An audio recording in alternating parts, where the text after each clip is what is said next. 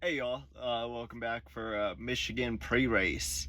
Unfortunately, it looks like it's probably going to be a wash. It's a 69% chance of rain right now for Sunday, and there's no lights at Michigan, and the sunset is at 8:23 p.m. So it's just not looking so hot. But last year we had the same thing. It was a nice green racetrack, and it put on a great show. We only had two right rear tire issues, I believe, last year, and that seemed to do more with air pressure. So it wasn't a good year issue. The tires did not wear out much last year. We saw Brad Keselowski there at the end, staying out, hoping for a caution. He unfortunately didn't get the caution, but I think he came out when it all cycled through. He was fifth or something like that. So if I can remember it right, he was fifth. So there was no fall off really last year at all. Hopefully we see some fall off this year. That would make things a little bit more interesting. But last year was a great race, especially with Martin Truex Jr., who had really the car to beat. Just got kind of behind there and really just couldn't run down. He ran down Chris Buescher. It was just like a arrow kind of race there. He got side by side with him, and they got to side drafting each other. Truex got loose, kind of just lost all momentum there, fell back about 5 car lengths, and it was really exciting to see. It was kind of like a Jedi fight, just without the lightsabers, using the Force because it's the air and we can't see it. That's what it reminded me of. Not the biggest Star Wars guru, but that's what it made me think of, was Star Wars. But yes, sorry. Fords should be fast. Hendrick struggled. Kyle Larson was the only Hendrick car, I believe, that finished the race last year, if I can remember it correctly. So that wasn't too great. Trackhouse, both cars, I believe, led laps. So they looked pretty fancy. And the Toyotas looked good. So, and Eric Jones actually was running up there. So, man, I know they just don't have the cars, but that would be just shocking to see Eric Jones get it done at Michigan or Darlington that's coming up still. We still got Darlington, and I think he's a 2-time winner there. And that's a driver's track. So if they kind of get somewhat of a car for him, maybe a 8 or a 7 out of 10, who knows? We could see another new winner. Like I said, I mean, heck, we could see 3 more new winners. It could be a loaded chase or playoffs, whatever it's called, playoffs. But we could see, we could get three more winners.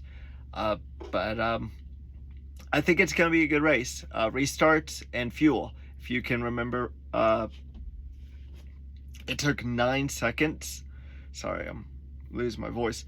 9 seconds to change out all 4 tires last year, and 14 seconds to fill up the car.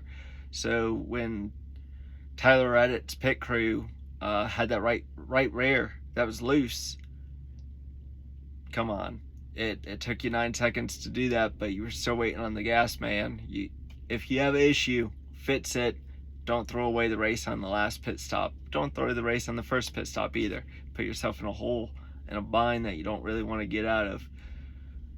Struggle to get out of all week, all race long. So really just keeping pit crew, no speeding on pit road, just nice, good, clean race. Run up front, stay out of the mess back there, stay in the top 5, and just smooth and clean, and you should have a pretty snazzy day. Draft as much as you can, so that 14 seconds can become 12 or so, save some fuel, and I predict it's gonna be a snazzy one. So I hope you all like it. I'll make another video post race after the show. I know there's a lot of charter talk right now, so I just wish we knew what was going to happen with the charter system. I'm in the camp that NASCAR needs to, considering the teams go after sponsorships in NASCAR also goes after set sponsorships. Sometimes it's the same sponsors that want to sponsor the teams.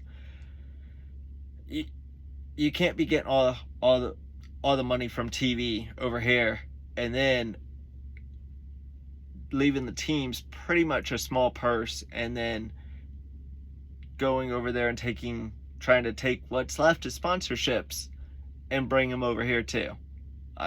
You're starving your teams. I'm just gonna come out there and say it. The playground won't work like that in the sandbots if you have all the sand over here and the other kids don't have any sand to play in.